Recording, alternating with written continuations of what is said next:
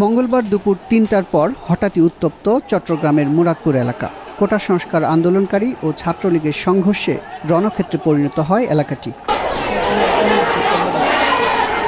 নগরীর ১৬ শহর স্টেশনে সকাল থেকে অবস্থান নেয় ছাত্রলীগ ও যুবলীগের নেতাকর্মীরা। অপরদিকে কোটা সংস্কারের দাবিতে কয়েকশো গজ দূরে মুরাদপুরে আন্দোলন শুরু করে সাধারণ শিক্ষার্থীরা। এখানে ছাত্রলীগ ও যুবলীগের নেতাকর্মীদের সঙ্গে সংঘর্ষে জড়ায় আন্দোলনকারীরা। এতে আহত কয়েকজনকে চট্টগ্রাম মেডিকেল কলেজ হাসপাতালে নেওয়া হলে ৩ জনকে মৃত ঘোষণা করে চিকিৎসক। প্রায় ৩০+ গুরুতর গুলিবিদ্ধ হয়েছে এবং গুলিটা কি ধরনের গুলি, এটা কি ডাইরেক্ট গুলি নাকি সিটা গুলি বা কোন ধরনের গুলি এটা আমরা জানি না। তবে গুলি করছে সরাসরি ইয়ার মাধ্যমে পুলিশের উপস্থিতিতে।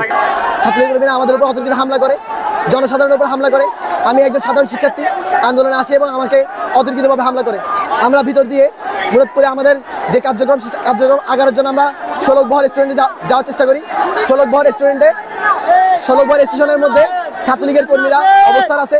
আমাদের ৩ জন গুলিবিদ্ধ হয়েছে, তাদেরকে আমরা চট্টগ্রাম মেডিকেলে পাঠাইছি। এছাড়া আমাদের আহতের সংখ্যা ৪০ জনের প্লাস। ছাত্রলীগের যে ছেলেগুলা আমাদের এই নিরীহ মেয়েদের উপর, আমাদের বোনেদের উপর, আমাদের ভাইদের উপর আক্রমণ করছে, তাদের বিচার চাই আমরা। এবং আমরা আমাদের ওয়ান অ্যান্ড অনলি দাবি হচ্ছে কি, আমরা কোটা সংস্কার চাই। নিহত ৩ জনের মধ্যে 2 জনের পরিচয় পাওয়া গেছে। একজন 32 বছর বয়সী মোহাম্মদ ফারুক ও 22 বছর বয়সী ওয়াসিম আকরাম। এর মধ্যে ফারুক ফার্নিচার দোকানের কর্মচারী এবং ওয়াসিম চট্টগ্রাম কলেজের সমাজবিজ্ঞান বিভাগের শিক্ষার্থী বলে জানা গেছে।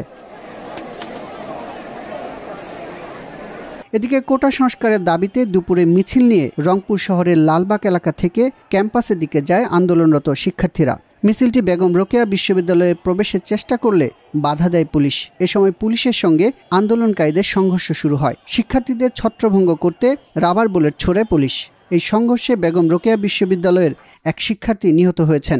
নিহত আবু সাইদ ইংরেজি বিভাগের 12তম ব্যাচের শিক্ষার্থী ছিলেন। তার বাড়ি রংপুরের পীরগঞ্জ উপজেলায়। বেগম রোকেয়া বিশ্ববিদ্যালয়ে কোটা আন্দোলনের সমন্বয় কমিটির সদস্য ছিলেন নিহত সাইদ।